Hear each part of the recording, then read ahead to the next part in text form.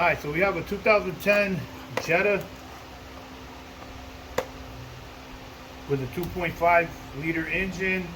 We have noise in the wheel bearing. As you're driving down the road, it's making like a whoom whoom whoom sound. Kind of weird. It sounds like it's on that side, this side. You don't really know where it's coming from, but as you increase with speed, it increases the sound. As you let off the gas and start to slow down, it starts to quiet down. So that's usually the telltale sign that it's the wheel bearing. You can grab also the wheel and shake it around, but sometimes if they're really bad, they'll wobble, but if they're in good shape, they'll be solid. But you could definitely hear it if you're driving, and it usually starts around 15-20 miles an hour. You start to hear the noise, and the faster you go, the more you hear it. And as soon as you let off the gas, it starts to back off little by little as you slow down. Then that's your wheel bearing. And today we're just gonna take off the caliper, and then so we can pop off the rotor. And then there's a nut in here that we got to take off so we can pull it out. So first ones are a 13 millimeter nut. Just hit them. I mean, I'm in the Northeast, so over here we got all kinds of salt, hydrochloride going on the road, so it doesn't matter what. I think even people corrode, I think. But yeah, just unscrew them. And this one here is giving me a little bit of a problem. It's pretty set in there. It's spinning, free spinning. So you're going to have to grab onto this part.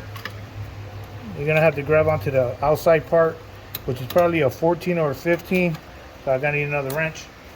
Alright, so this bolt here was spinning. So as I was loosening it, it was spinning. So all I did was just wrap it with a vice grip. Just hold it, or any kind of plier that you can get in there. Just hold this side of it until you back out the bolt all the way.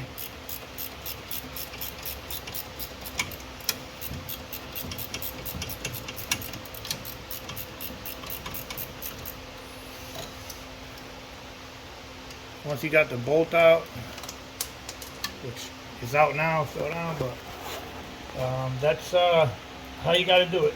So if you see it spinning on you, make sure you that's the bolt 13. So just hold it with some pliers and do the same thing on the bottom.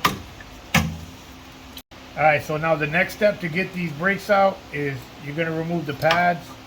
Just slide them back like that. Same thing with the back one. Probably need a screwdriver maybe to slide them out. This one might need that, but I'm going to release the two bolts in the back. Is this one here, and you're going to need this M14.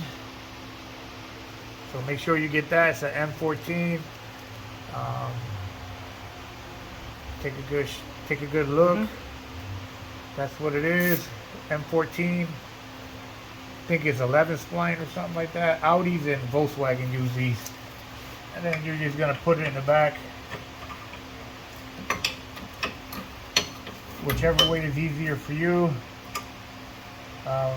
These are on really tight. I loosened mine already, but you're going to need some leverage on it. I hung my brake caliper here with a zip tie, but you really need to hang it out on this side so it's not in your way when you're wrenching. That's what you got to do to get the bracket off.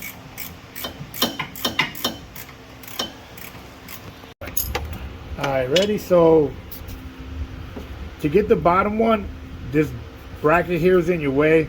So just grab a big extension with the 1/2-inch socket and rest it up against here. Just hold it as best you can like that, and then just whale it. And that's how it comes out. It's the easiest way without breaking your knuckles, you know?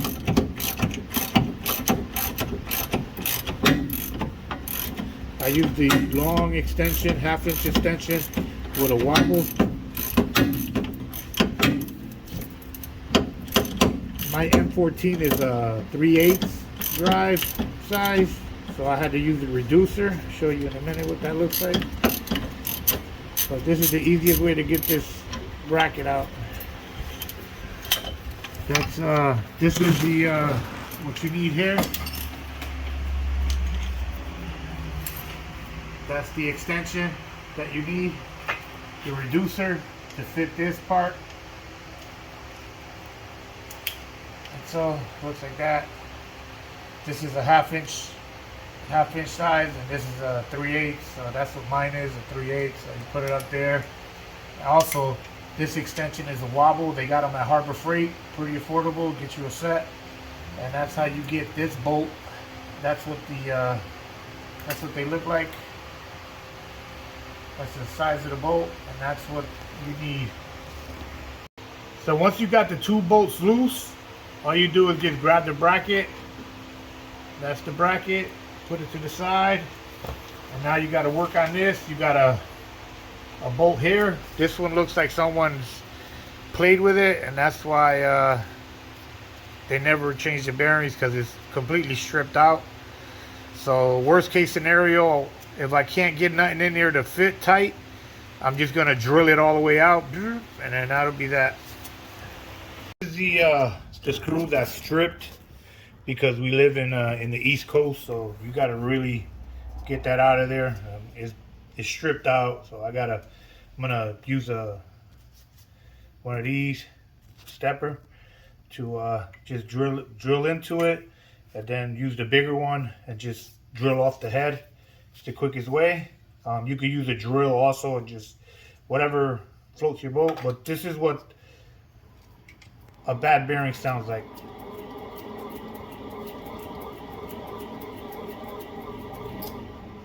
See how it's noisy?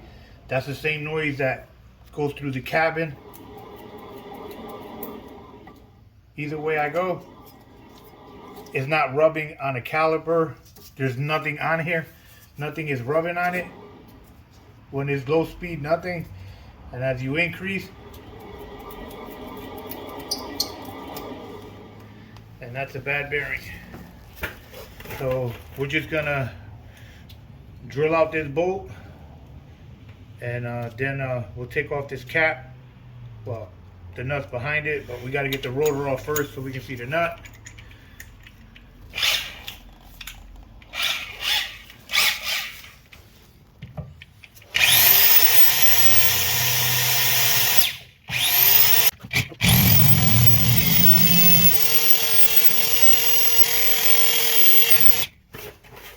And that's how I broke the head. You can see in here it's broke. You know, I didn't get the screw out, but I just broke the head. That stops it from coming out. This is where the head is here. You can see that's oh yeah. I drilled it out. You can see how it's cone shaped. It'll break off the screw. So, but at least now I can release this part. And this is the quickest way to get one of these damn screws out. They're stripped. So if yours is stripped, get you one of these at Harbor Freight. Do not go to any of the big box stores, because big box stores, Lowe's, Home Depot, will charge you like 40, 50 bucks for this damn thing. And at Harbor Freight, they're like $8. So get you one of those, get you a drill, then boom, boom. And then that's that. Then obviously the rotor is going to be, because we're here in New England, it's going to be completely rusted, welded on. So you got to give it a couple of, go around it like that, and give it a few taps. Jeez. And that'll let it go. And that's that. That's the rotor. And this is our wheel bearing. That shit is super rusty. Yeah. Alright, so to get to the nut, get you a chisel or something strong. Remember, a lot of rust. Hit it. Just don't be shy. This is just a dust cap. Just go all the way around. And if you're on the side of the country that ain't got no snow, then they literally fall off. But as you can see, this is all full of rust. Beautiful, beautiful rust. You can see it's starting to separate there a little bit. And I just, and that's the cap right there. Beautiful cap. And then of course, you got another, the size on that one is probably M20 or something. I'm about to find out now. Yeah, that's right here. So is this one. It is the 18. It's an M18. So you need one of these. Nice and fat. Oh. And you put it right here. Oh. Bam. That's all. This is a 1/2-inch drive. So, I mean, this looks pretty good in here. Pretty protected. It's not rusty. That cap did his job. So we're just going to place that. We're going to bring out the big boy. You're going to need a breaker bar. My gun was dead. So you're going to need a breaker bar. Make sure you hold it up against there. And you're going to need a lot of torque. But once you break it, it comes out. But you definitely need a breaker bar. And just take your time. Back it out slow. I'm sure it's rusty. Once the bolt is loose, you can see the factory put Loctite on it on the front. I mean, you should definitely buy these bolts again. It's important to buy new bolts, or just if you do reuse them, you're not supposed to, but if you do reuse them, make sure your threads are decent. Run your nails over it. Make sure they're not corroded or anything like that, because these do take a lot of torque. And whatever you do, clean them with some brake fluid here, especially here on the tip. Clean them up good, and make sure if you reuse them to use some Loctite when you put them back in. So you just pull the bolt straight out, and then the wheel bearing falls right off like that. Wow. And that's the wheel bearing. So now we just clean up around here. Make sure you put some new wheel grease on this, and we'll put it back together. Let me clean it up. You might want to get another bolt for here, because the one I got, you know, I stripped it out. But you can get these at the hardware store, a flathead bolt. So yeah, so basically just grab some wheel bearing grease, put it around the shaft here. You know, so like that, if they ever need to do this again, it won't like seize on here, because that's the worst. When something seizes. And then just grab the wheel bearing and wiggle it on. You might need to tap it on. Yeah, most likely I'm gonna need to tap it on with a little influencer, but get a rubber one. All you need is a little tap. Do not go crazy hitting this. You know, I'm just like literally just tapping it, you know. You know, make sure it's up against the back like that. A rubber mallet would be great. In this situation, see, that's how it's supposed to spin. Quiet. Let me show you. You remember what the old one sounded like?